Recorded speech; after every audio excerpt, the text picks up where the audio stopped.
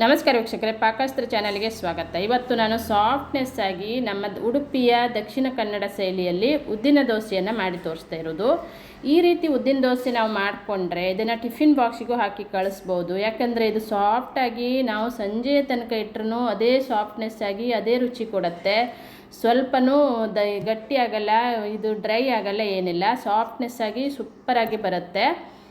ಅಷ್ಟು ಟೇಸ್ಟಿಯಾಗಿಯೂ ಇರುತ್ತೆ. ಬೆಣ್ಣೆ ಅಥವಾ ತುಪ್ಪ ಅಥವಾ ನೀವು ಸಾಂಬಾರು ಚಟ್ನಿ ಜೊತೆನೂ ಇದನ್ನು ತಿನ್ಬೋದು ಈಸಿಯಾಗಿ. ಅಂದರೆ ಬೆಣ್ಣೆ ತುಪ್ಪದ ಜೊತೆ ಅಂತೂ ಸೂಪರ್ ಕಾಂಬಿನೇಷನು. ಈ ರೀತಿ ದೋಸೆ ಅಂತೂ ಸೂಪರಾಗಿರುತ್ತೆ, ಸೂಪರ್ ಟೇಸ್ಟ್ ಕೊಡುತ್ತೆ. ಮಕ್ಕಳಿಗಂತೂ ತುಂಬ ಇಷ್ಟ ಆಗುತ್ತೆ ಇದು ಸಾಫ್ಟಾಗಿ. ಒಮ್ಮೆ ನೀವು ಇದನ್ನು ಟ್ರೈ ಮಾಡಿ. ಹಾಗೆ ವಿಡಿಯೋನ ಪೂರ್ತಿಯಾಗಿ ನೋಡಿ, ಇನ್ನೊಬ್ರಿಗೂ ಶೇರ್ ಮಾಡಿ, ಲೈಕ್ ಮಾಡಿ, ಸಪೋರ್ಟ್ ಮಾಡಿ. ನನ್ನ ಚಾನಲನ್ನು ಸಬ್ಸ್ಕ್ರೈಬ್ ಮಾಡ್ಕೊಂಡಿಲ್ಲ ಅಂದರೆ ಸಬ್ಸ್ಕ್ರೈಬ್ ಮಾಡ್ಕೊಳ್ಳಿ. ವಿಡಿಯೋನ ಇನ್ನೊಬ್ರಿಗೂ ಶೇರ್ ಮಾಡಿ, ನನಗೆ ಸಪೋರ್ಟ್ ಮಾಡಿ. ಈ ಉದ್ದಿನ ದೋಸೆ ಮಾಡಲಿಕ್ಕೆ ನಾನಿಲ್ಲಿ ಒಂದು 4 ಗ್ಲಾಸ್ ಆಗುವಷ್ಟು ಅಕ್ಕಿಯನ್ನು ನೆನೆಸಿ ಇಟ್ಕೊಂಡಿದ್ದೆ ನೋಡಿ. ಇವಾಗಲೇ ಒಂದು 4 ಗಂಟೆ ಮೊದಲು ನೆನೆಸ್ಕೊಂಡಿದ್ದೆ. 1 ಗ್ಲಾಸ್ ಆಗುವಷ್ಟು ಉದ್ದಿನಬೇಳೆ, 1 ಗ್ಲಾಸ್ ಆಗುವಷ್ಟು ಮಂಡಕ್ಕಿಯನ್ನು ನಾನು ಅರ್ಧ ಗಂಟೆ ಮೊದಲು ನೆನೆಸ್ಕೊಂಡಿರೋದು. ಅಕ್ಕಿ ಉದ್ದಿನಬೇಳೆಯನ್ನು ಒಂದು 4 ಗಂಟೆ ಮೊದಲು ನೆನೆಸಿಟ್ಕೊಂಡಿದ್ದೆ. ಮಂಡಕ್ಕಿ ಮತ್ತು ಉದ್ದಿನಬೇಳೆಯನ್ನು ಚೆನ್ನಾಗಿ ವಾಶ್ ಮಾಡಿಕೊಂಡು ನಾನೀಗ ಗ್ರೈಂಡರಿಗೆ ಹಾಕಿ ಅದನ್ನು ನೈಸಾಗಿ ರುಬ್ಕೊಳ್ತೇನೆ. ಮೊದಲು ಮಂಡಕ್ಕಿ ಮತ್ತು ಉದ್ದಿನಬೇಳೆನ ನಾನೀಗ ಒಟ್ಟಿಗೆ ರುಬ್ಕೊಳ್ತಾ ಇರೋದು. ಅಕ್ಕಿಯನ್ನು ಮಾತ್ರ ಸಪ್ರೇಟಾಗಿ ರುಬ್ಕೊಳ್ಬೇಕು. ಇದನ್ನೀಗ ಗ್ರೈಂಡರಲ್ಲಿ ಹಾಕಿ ಅದನ್ನು ನೈಸಾಗಿ ರುಬ್ಕೊಳ್ಳೋಣ. ಗ್ರೈಂಡರಲ್ಲಿ ರುಬ್ಬೋದ್ರಿಂದ ಹಿಟ್ಟು ಅಂದರೆ ಜಾಸ್ತಿನೇ ಆಗುತ್ತೆ. ಅಂದರೆ ಮಿಕ್ಸರಲ್ಲಿ ರುಬ್ಬೋದಾಗ ಅದು ಹಿಟ್ಟು ಒದಗಲ್ಲ. ಯಾಕಂದರೆ ಅದು ಎಷ್ಟಿರುತ್ತೆ ಅಷ್ಟೇ ಇರುತ್ತೆ, ಚೆನ್ನಾಗಿ ಹುದುಗಿನೂ ಬರಲ್ಲ.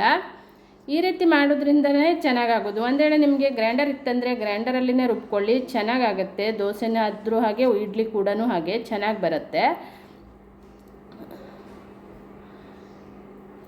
ಈಗ ಉದ್ದಿನಬೇಳೆ ಮತ್ತು ಮಂಡಕ್ಕಿಯನ್ನು ರುಬ್ಬಿದ್ದಾಗಿದೆ. ಇದನ್ನು ಪಾತ್ರೆಗೆ ಶಿಫ್ಟ್ ಮಾಡಿಕೊಂಡು ಅದೇ ಗ್ರೈಂಡರಿಗೆ ಈಗ ಅಕ್ಕಿಯನ್ನು ಕೂಡ ರುಬ್ಕೊಳ್ತೇನೆ ನಾನು. ಅಕ್ಕಿಯನ್ನು ಸ್ವಲ್ಪ ಚಿರೋಟಿ ರವದ ಹದದಲ್ಲಿ ರುಬ್ಕೊಳ್ಬೇಕು. ತುಂಬ ನೈಸಾಗಿನೂ ಅಲ್ಲ, ತುಂಬ ತರ್ತರಿಯಾಗಿನೂ ಅಲ್ಲ, ಸ್ವಲ್ಪ ಅದನ್ನು ಚಿರೋಟಿ ರವದ ಹದದಲ್ಲಿ ರುಬ್ಕೊಳ್ಳೋಣ. ಈಗ ಇದನ್ನು ಚೆನ್ನಾಗಿ ಕಲಿಸ್ಬಿಟ್ಟು ಓವರ್ ನೈಟ್ ಇಟ್ಕೊಂಡಿದ್ದೆ ನಾನು. ಉಪ್ಪನ್ನು ಹಾಕಲಿಲ್ಲ, ನೀರು ಕೂಡ ಸ್ವಲ್ಪ ತೆಗೆದಿಟ್ಕೊಂಡಿದ್ದೆ ಗ್ರೈಂಡರಿಂದ.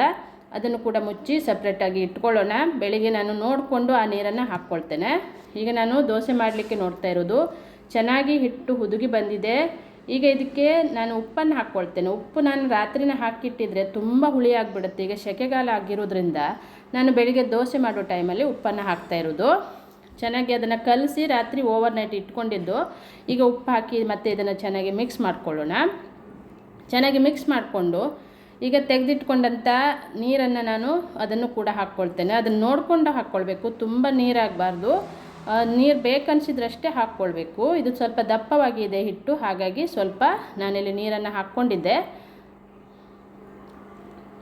ಇದನ್ನೀಗ ಚೆನ್ನಾಗಿ ಕಲಿಸ್ಕೊಳ್ಳೋಣ.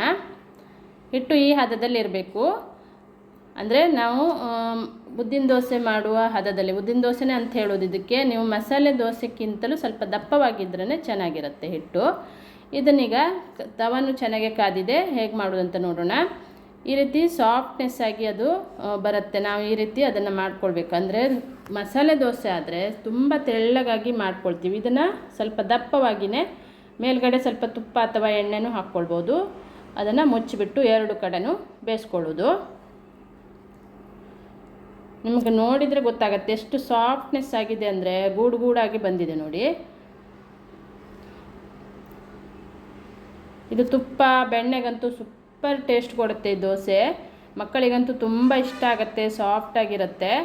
ನೋಡಿದ್ರಲ್ಲ ಎಷ್ಟು ಸಿಂಪಲ್ಲಾಗಿ ಉದ್ದಿನ ದೋಸೆ ನಮ್ಮ ಉಡುಪಿಯ ದಕ್ಷಿಣ ಕನ್ನಡ ಶೈಲಿಯಲ್ಲಿ ರೆಡಿಯಾಗಿದೆ. ನೀವು ಒಮ್ಮೆ ಟ್ರೈ ಮಾಡಿ. ವಿಡಿಯೋನ ಇನ್ನೊಬ್ಬರಿಗೂ ಶೇರ್ ಮಾಡಿ, ಲೈಕ್ ಮಾಡಿ. ನನ್ನ ಚಾನಲನ್ನು ನೀವು ಸಬ್ಸ್ಕ್ರೈಬ್ ಮಾಡ್ಕೊಳ್ಳಿ. ಇದೇ ಥರ ಹೊಸ ಹೊಸ ರುಚಿಯನ್ನು ನಾನು ಶೇರ್ ಮಾಡ್ತಿರ್ತೇನೆ. ಎಲ್ಲ ವಿಡಿಯೋನ ನನಗೆ ನೋಡಿ ಸಪೋರ್ಟ್ ಮಾಡಿ. ನಾನಿಲ್ಲಿ ಸಾಂಬಾರು ಜೊತೆ ಸರ್ವ್ ಮಾಡ್ಕೊಂಡಿದ್ದೆ. Thank you.